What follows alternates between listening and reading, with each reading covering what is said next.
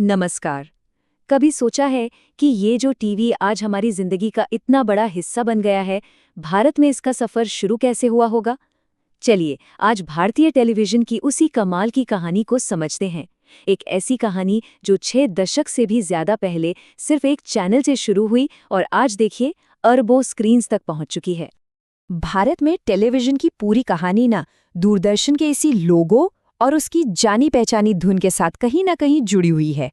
वो एक दौर था जब टीवी का एक एक शो पूरे देश को एक साथ बिठा देता था, लोगों को हंसाता था और हाँ, बहुत कुछ सिखाता भी था। तो चलिए इस दिलचस्प कहानी में थोड़ा और गहराई से उतरते हैं। ये बात जानकर शायद थोड़ी हैरानी हो कि भारत में टेलीविजन की शुरुआत मनोरंजन के लिए हुई ही नहीं थी। इसका मकसद तो कुछ और ही था, एक बहुत बड़ा सामाजिक लक्ष्य।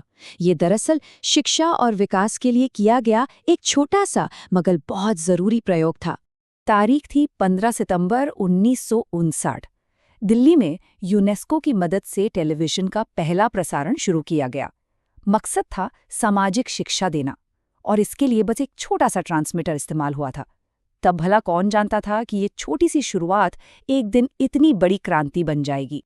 हाँ, ये बात जरूर है कि टेलीविजन का विकास थोड़ा धीमी रफ्तार से हुआ, लेकिन इसका हर एक कदम बहुत मजबूत था।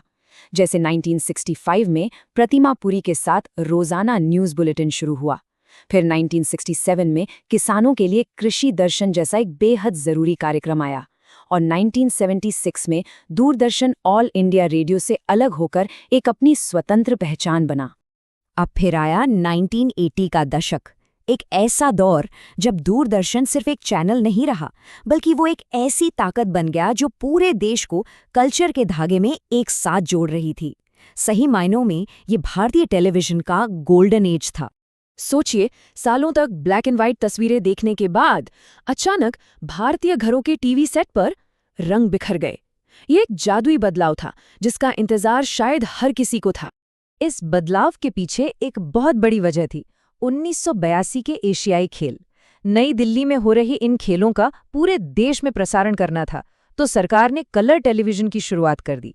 बस इस एक फैसले ने देखने का अनुभव हमेशा हमेशा के लिए बदल दिया। और इसी दौर में हम लोग जैसे शो ने आम भारतीय परिवार की कहानी को घर घर पहुंचाया। फिर आए रामायण और महाभारत। इन्होंने तो जैसे पूरे देश को ही स्क्रीन के सामने रोक दिया था। सड़कें तक खाली हो जाती थीं। चित्रहार का इंतजार हर हफ्ते होता था और बुनियाद और मालगुडी डेज जैसे शो तो कहानी कहने की कला को एक नए लेवल पर ही ले गए। और हाँ, फौजी के साथ शाहरुख खान ने भी तो अपनी शुरुआत यहीं से की थी। लेकिन दूरदर्शन का ये एक छत्र राज हमेशा नहीं रहने वाला था। 90 का दशक एक बहुत बड़े बदलाव की लहर लेकर आया, एक ऐसी लहर जिसने भारतीय मीडिया की पूरी तस्वीर ही हमेशा के लिए बदल कर रख दी।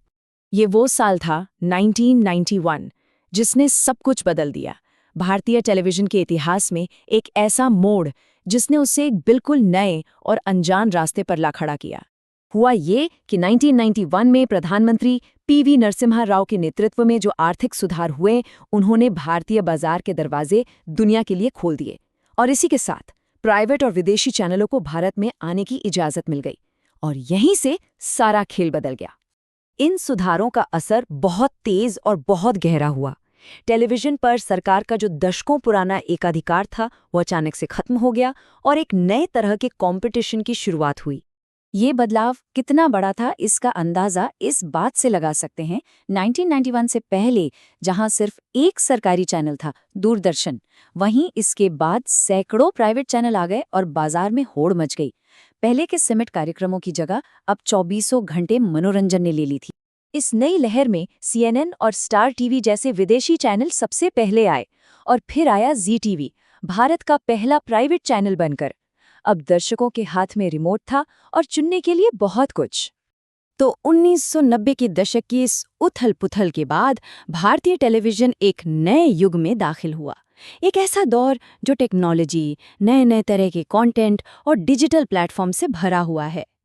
अच्छा, अब जरा देखते हैं कि टेक्नोलॉजी ने सफर को कैसे आगे बढ़ाया। देखिए, पहले केबल टीवी ने गली मोहल्लों को जोड़ा।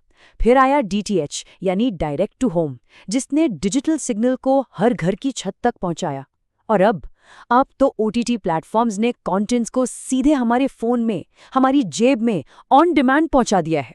वैसे इतनी सारी कंपटीशन के बावजूद दूरदर्शन आज भी एक बहुत बड़ा नेटवर्क है।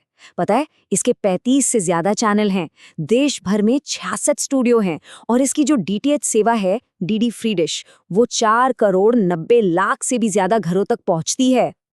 और दूरदर्शन आज भी नए नए प्रयोग कर रहा है।